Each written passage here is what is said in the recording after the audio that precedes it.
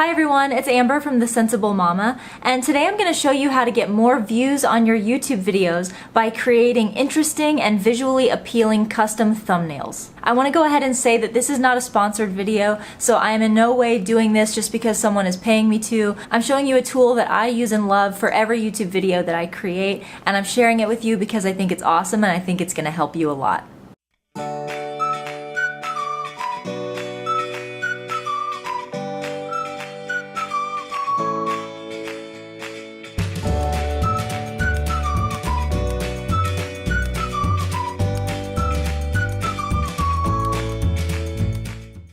Alright, so this is a tutorial on how to use PicMonkey to create thumbnails for your YouTube videos so that they are more clickable, more interesting, and ultimately will lead to more views on your channel. The first thing that people are going to see is not your video, but the thumbnail of the video.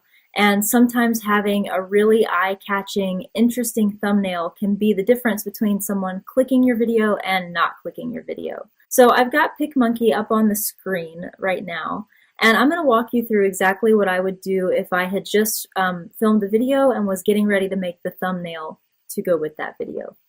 So obviously I start with a blank canvas, and all I have to do is go to the open button here and go to wherever I have the picture that I want to use for my thumbnail saved on my computer.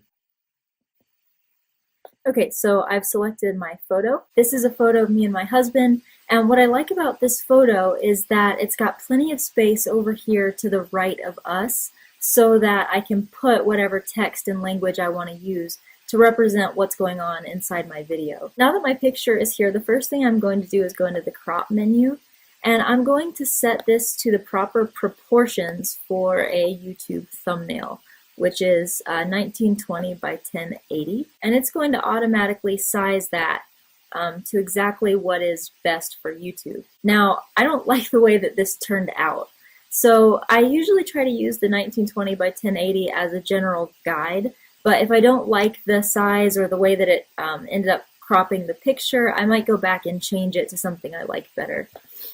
So, let's see.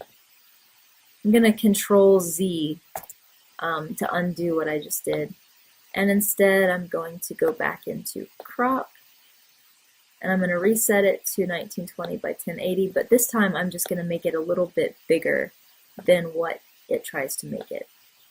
So I'll move this over here to make sure that I have both of us in the shot, and then I'm going to pull down just a little bit to grab just a tiny bit more of the photo. So now I have a great picture that I'm going to start with. But what I'm going to do is overexpose this picture just a little bit to make the colors brighter and more contrasty, because that tends to get better click rates and more views for the videos. And I can do that by going into exposure over here in my left-hand menu. And I don't have like a formula for this, I just kind of play around until I see something that I like.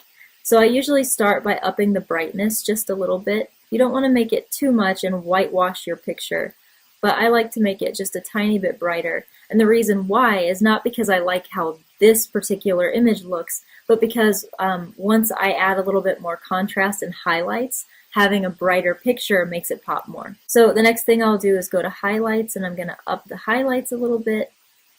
And as you can see, we seem to be going in the wrong direction so far. It's not looking better, it's looking worse. But watch this. When I add contrast and I really up the contrast a little bit more, you see how the picture pops? Now, a whole lot of the details have gone away from the picture, but this image in the foreground of my husband and I really, really sticks out. And now that I see the way this looks, I think I've made it a little bit too bright. So now I can go back and take down the brightness a little bit, and now you see a really high contrast image that's very bright and very eye-grabbing. Remember, this doesn't have to be like the kind of image that you would want to frame. This is too overexposed. I would never frame this in my house. But I'm telling you, when you have it like this, you're going to get more views, simply because on that tiny, tiny little thumbnail that people see, a bright image pops out more. So the next thing that you want to do once you get your image nice and eye-poppy is you want to add some information. You want people to know, like I said, what they're getting ready to see. So the way that I go about using like a bubble to try to put in extra info is I go into this butterfly thing that is for overlays, and I click on geometric because all I'm really looking for is a big bubble to put behind some text. So I like this one. If you look at some of my videos, I always have this same image, which is just the square with the rounded corners. And I always change the colors so that color 1 is the outline of the shape, and color 2 is the inside of the shape. So I like to reverse this and make the lining of the shape black. Cool. And I like to make the internal color white. So once I've got this about the size that I want it, I can close this out. And now I have a pre-made little spot to put my text in. So now I go under this text button over to the left, and this is going to allow me to create text to put inside the bubble that I just created. So all you have to do is select the font that you want and click Add Text, and PicMonkey will go ahead and generate a text box for you. So let's just say I'm making a 5 Ways Wednesday video.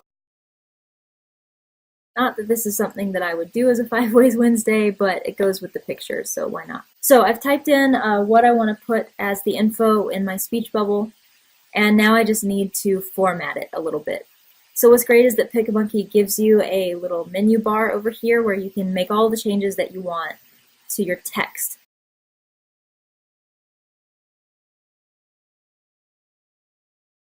So now I have a little thumbnail that I can import into YouTube and use as the custom thumbnail to go along with my video. And all I have to do is click save in order to do this. Once I've saved the picture, I just log into my YouTube account, go into the video that I have created this thumbnail for, and instead of letting YouTube select a thumbnail that it created from my video, I click the last bottom option that says custom thumbnail.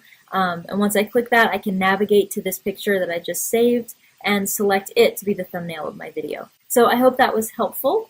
If you liked this video, I'd love for you to click thumbs up down below. Let me know that you liked it. And of course, if you found this helpful, I would love for you to subscribe to my channel. I create all kinds of videos, and a new line that I'm going to be doing is how to grow and maintain a YouTube channel. The next few videos I'm going to do are going to show you a few tips and tricks. So I hope you'll subscribe and tune in. I'll see you next time.